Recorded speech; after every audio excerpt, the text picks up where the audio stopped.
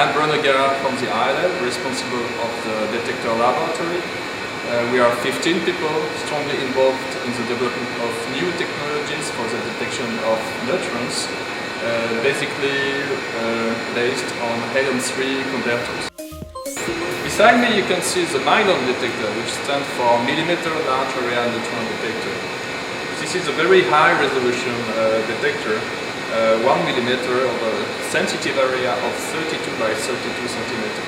Different European laboratories were involved in this project, and we consider this detector as being one of the most sophisticated detectors for neutron instrumentation. One key parameter of this detector is its very high position resolution, which is very uncommon for such a sensitive area. In order to get such a high resolution, we have to deal with the problem of parallax error, which comes from the fact that neutrons interact in different depths of the absorption gap. And in order to reduce this parallax error, we had to couple with a very high pressure of gas. High pressure of gas is difficult if you want to maintain uniform the response of the detector because of the deformation of the window induced by the pressure. To avoid this problem, we have developed a new technique which has been already implemented in the past but has been renewed in this project by having a spherical entrance window, which we call the buffer window, separated from the detector itself, which contains a helium-3 neutron converter, by a flat membrane. So by having same pressure on both sides of the flat membrane, we keep this membrane flat, the detector uniform. So the spherical window is this membrane that you can see here. The rear part of the detector is for the electronics. We have implemented a system of compensation where each of the two volumes is connected to both sides of a flexible membrane which is inside a cylinder that you can see here. So if there is any increase of temperature of one volume, then it will be immediately compensated by the variation of the position of the membrane. This is the profile of the events detected with a neutron source.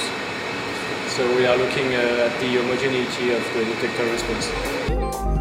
One of the big advantages of working in collaboration with other laboratories is that we can combine different culture and competences, which allows to do things that which we would not be able to do without having this organization. In the MILAND project, we strongly benefited from this situation by having, for example, German people working on the electronics, and we really took advantage of their competences, which perfectly matched the competence that we had at the ILL on gas. Before the MILAND project, we were more or less working individually in each lab, and we were not fully aware about what people were doing in other laboratories. And the fact that we know each other very well allowed us to react very promptly when we had to face the situation of helium-3 crisis. You may know that helium-3 is now very rare and expensive, and it's a big issue to sustain the development of detector technology.